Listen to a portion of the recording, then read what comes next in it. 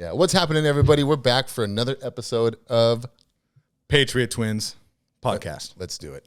Episode 11. But who's counting, right? Yeah. No, once you hit a prestigious mark like we have, and you have 11 episodes, Yeah, it kind of doesn't matter anymore. Like after you make your first million. Prestige, world, wide. Why? Yeah, your first choice in entertainment.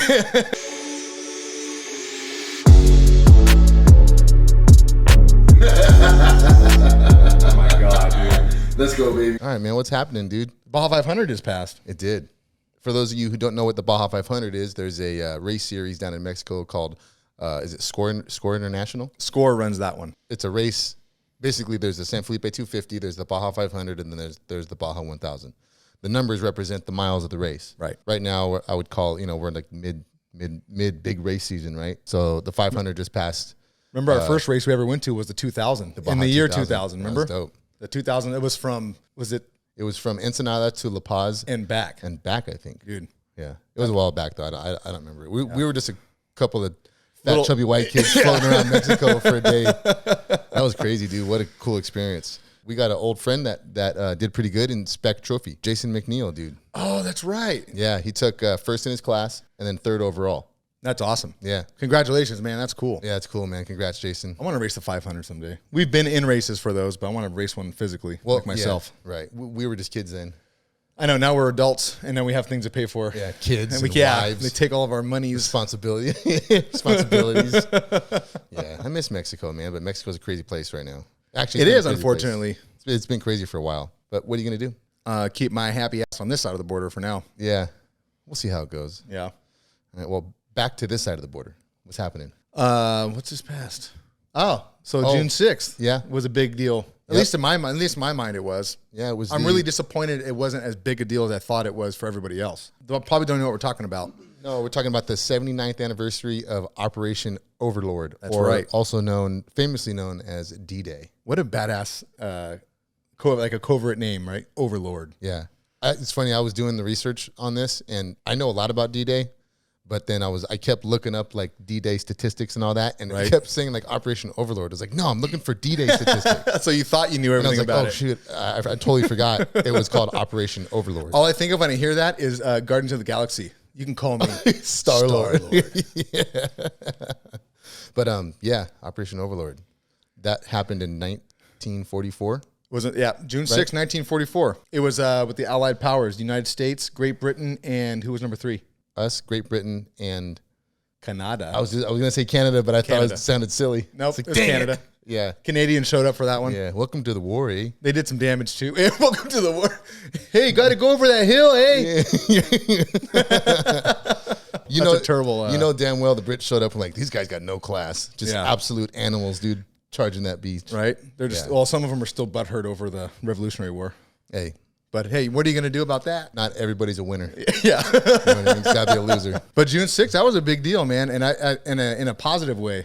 It was. It set the tone for World War II. World War II. It really did. It was the largest, and I think it still is the largest amphibious coordinated attack ever done. Well, it was an invasion. Right. There was, what was it, 156,000 troops that hit the ground that day. 160,000, something like that, for the combined with the 3 countries that were a part of it. Right. But you know that 73,000 of those people were our guys. Well, in total, it was like 16 million people from the United States who either fought or were part of the war machine in World War II. Oh, right. In total, either producing things from the States, sending them overseas. No, I mean active military. There was 16 million active military. That sounds pretty high. It does sound high. So if I'm wrong, go ahead and chastise me for it. But I'm pretty sure I'm right on that. Yeah. Do you know what the 5 beaches were?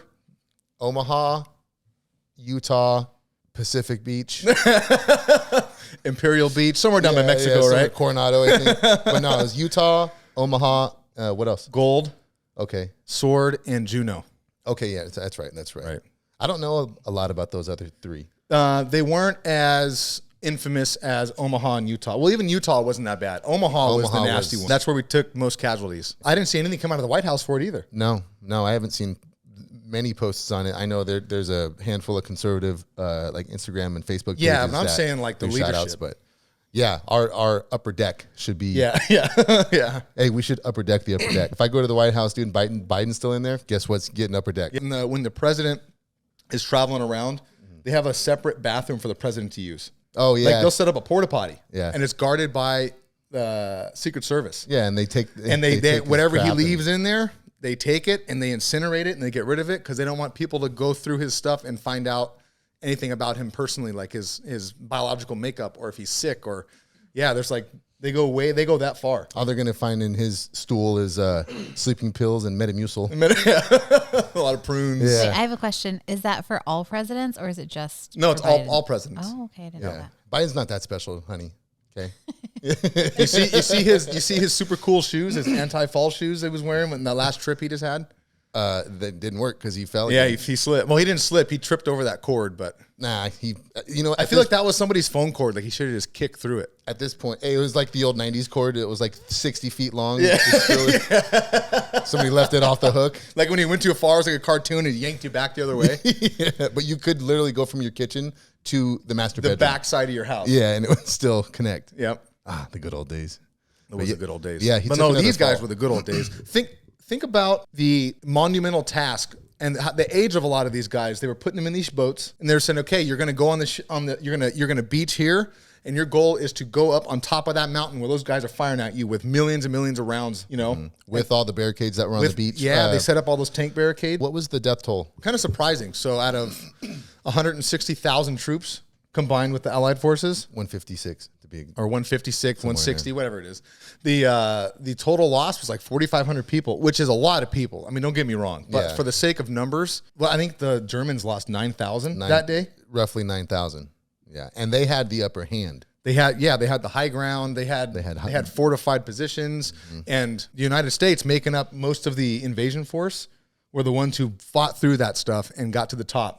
Yeah. And after they had fought through, our guys made it so tens of thousands of troops that we were like, that was the main line into France after that. We had so much against us to do that. And that's what drives me insane. Right now is Pride Month, right? It is. They get a whole month to be prideful of who they are and what they're doing and all that. And that's fine. But Memorial Day, Veterans Day, D-Day, why don't we have a month celebrating these guys? Yeah. And what they did, the bravery and the selflessness. And sacrifice.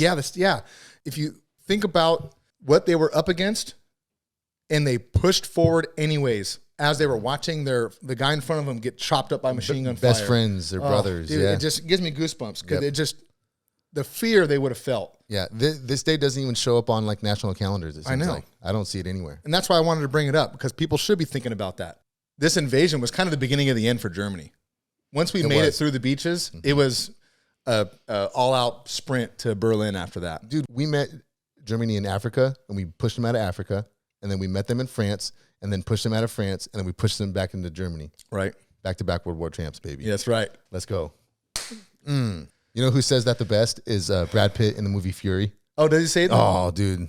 It's so dope. I wish Fury I think that was a really underrated movie. It was. Me being me, digging into some of I'm trying to find like oddball information about World War II or that era. Do I need to put on my aluminum foil hat? No, there's no conspiracies here, but I looked for like 2 hours to find something. Did you? Yeah, and there's really isn't anything. The only conspiracy that I could find was those weird people who were like, yeah, the Holocaust didn't happen. Oh. I'm like, I'm not even going to dive even close to that, because what a ridiculous claim. It's very ridiculous. We actually have relative far down the line on our mom's side with the tattoos on her arm. Yep. She's got her number. Yeah, but so I found a couple things. So when do you think the last Japanese soldier surrendered in World War II? Oh gosh, you're gonna put me on the spot. I'm gonna say something dumb like 2001. I don't know. 1974. So this guy, his name was, I don't want to butcher it, Toro Nakamura. You gotta say it with the accent. Okay, Toro Nakamura. That sounded really good. That was good, right? So he didn't surrender until 1974. So he was stationed in a jungle in Indonesia. The United States showed up, fought and took the island back from Japan. And it was just this guy, and he had a little band of his His unit. His unit. They they retreated back into the jungle on this island. And the ones that didn't go with him either surrendered or got killed. And the ones that did go with him, most of them died of disease or starvation. Okay. So this guy lived in the jungle for 30 years by himself. Thinking the war was still Thinking active? the war was still going. That's crazy. Yeah. So this guy, and to make it worse for him, there was an air base on the island that never left for that whole 30 years. So weekly, nothing but airplanes were flying overhead. So this guy thought the whole time there was still fighter planes in the air that were still fighting the war. That's crazy. He's probably in there trying to make rocket launchers. Yeah, but they were just like practice runs and bringing in material and goods and stuff like that. So for 30 years, this guy ran around the jungle just living off the land. Yeah, someone ran into him. They're like, dude, what are you doing here? He's like, the war is going on. They're like, what war? He's like, World War II. They must have been tripping. Yeah. So I found another thing.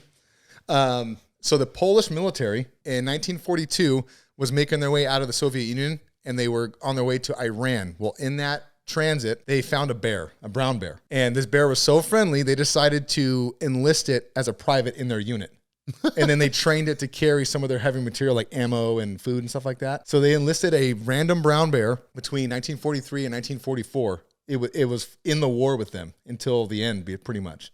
That's crazy. Yep. And then at the end of the war, they retired it in a zoo. There's a name for it, and I don't want to butcher it, but I'm going to try. Edinburgh. I guess Edinburgh Zoo. It lived there until 1963, and when it finally just died of old age. Wow, that's crazy. Yeah, dude. They used just some random bear. It just happened to be friendly. You think the guy who trained the bear, his buddy was like, "Hey, Frank, we got donkeys for this, bro. Yeah, we have horses. We don't need the bear. Hey, there's a truck right there. We got a flatbed. There's a truck. Diesel. Yeah, but look at the bear, dude. Yeah, it was a bear. And I saw that. I'm like, dude, they trained a bear to kill people? That's the first thing I thought. Because they had an attack bear. It's all clearing corners. Yeah, no. It's all badass. He only worked the big 40 millimeter guns. Yeah, right. Speaking of 40 millimeter guns, that goes to my next fact I found. Oh my God, you've been busy. Yeah, so not to be long-winded Buckle about up, this. It's gonna be a bumpy one. Yeah. So World War II, what do you think the youngest soldier was that we had? 16, 17. There probably was a lot of the young guys lied to get in because they wanted to go fight. Which also says a lot, and it shows the difference between young men today and back then. Oh, yeah. There'll be guys nowadays, I identify as a 12-year-old, so I can't go. I can't make They'd be going the opposite. No, so this guy, Calvin Graham, was 12 years old, and he enlisted in the Navy. How's that even possible? And he looked, I got a picture of him. He looked like he could be 18. Nice. And he got in somehow. He lied on his paperwork.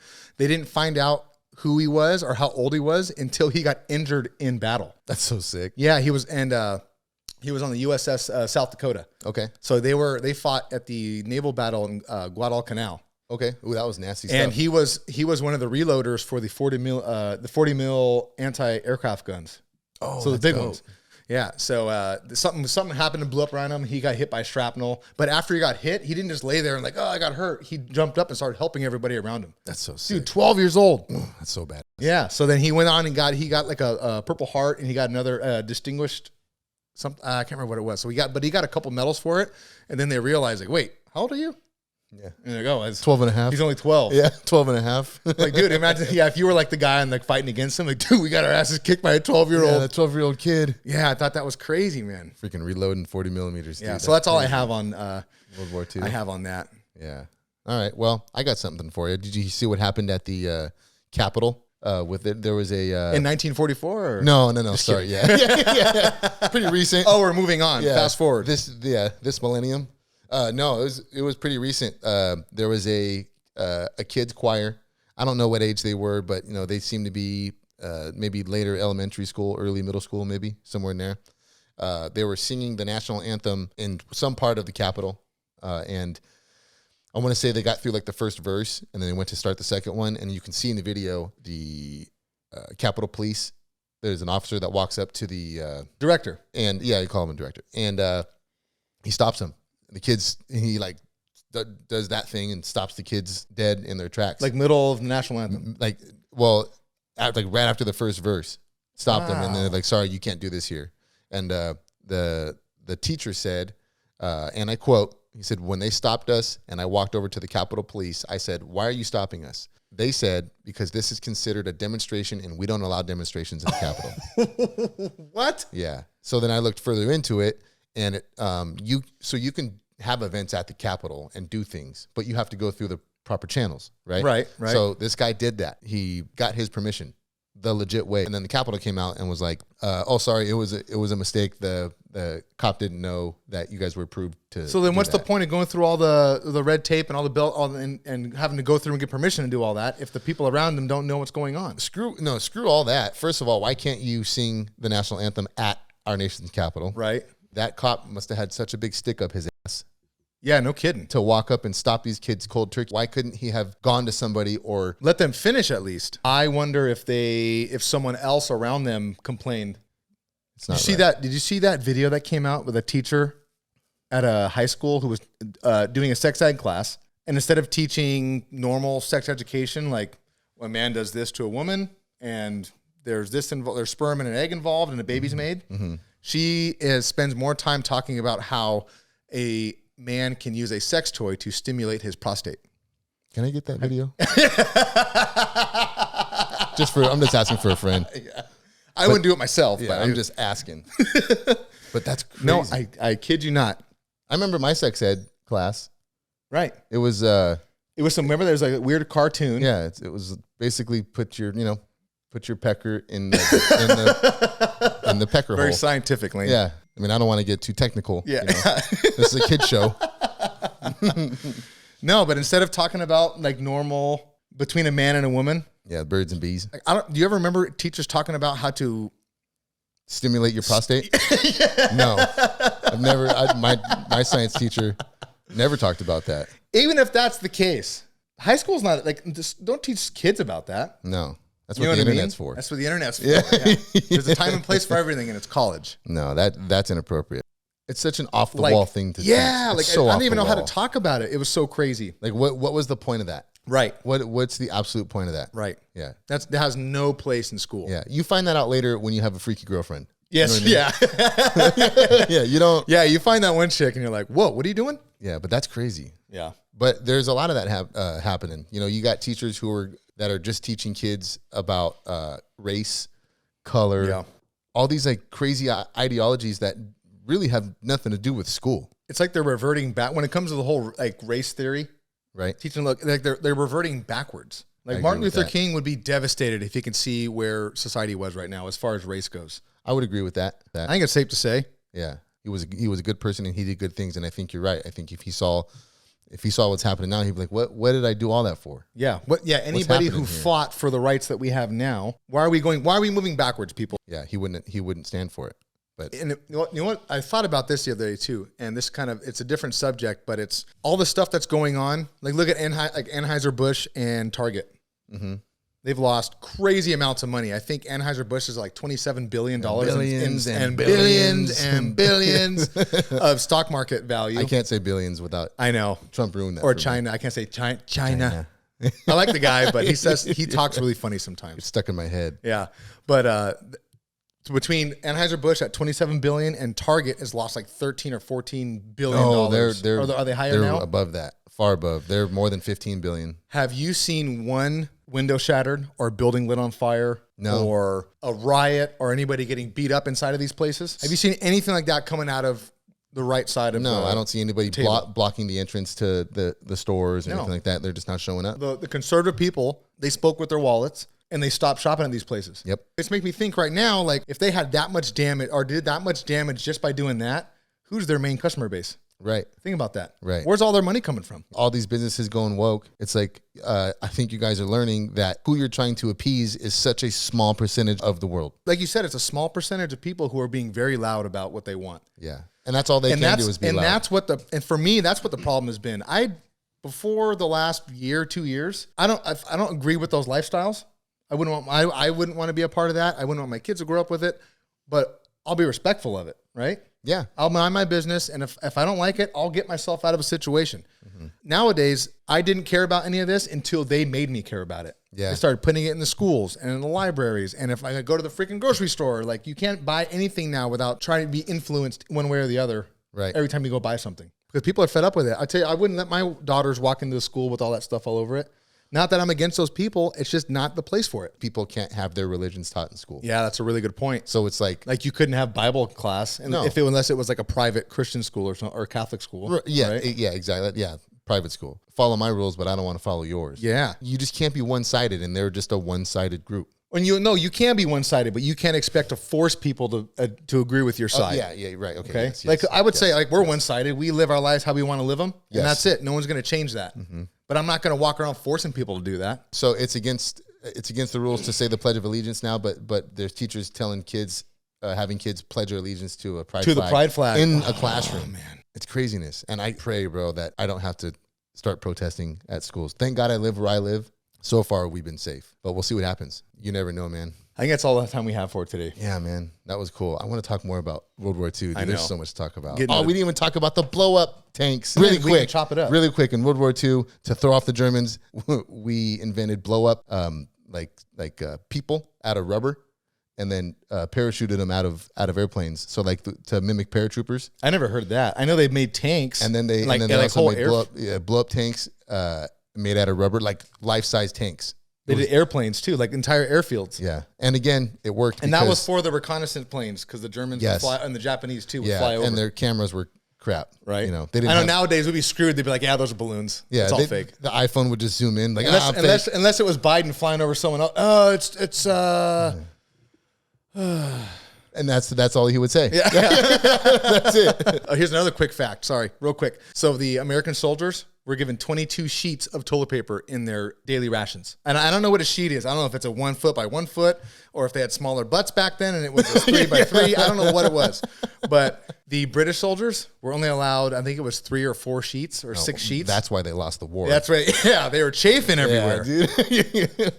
So anyway, I thought that was another thing. That is good. Okay, now we can. Anyway, now we got to stop. Take us out. I was about to start flowing, and then you said that. When you say that, like a switch goes off. Okay, I won't even look at you. I'll just look away. Go ahead. Do it. Do it. Everybody, stop what you're doing. Push the subscribe button. I'm going to kick your ass. Yeah, no. I'm just kidding. Thank you for listening. We're just a couple of patriots trying to respect our country. I almost said world. We're just a couple of patriots with microphones. That sucked. That was terrible. Here, try it one more time, dude, because we can edit all that out. As always, everybody, thank you for watching in, and thank you for listening. Thank you. Watching in? Did I say watching in? Watching in. You did. Yeah. Yeah, you did. Everybody, we have enchiladas waiting for us, so we just like to thank you for watching and listening. You can catch us anywhere you can get your podcasts.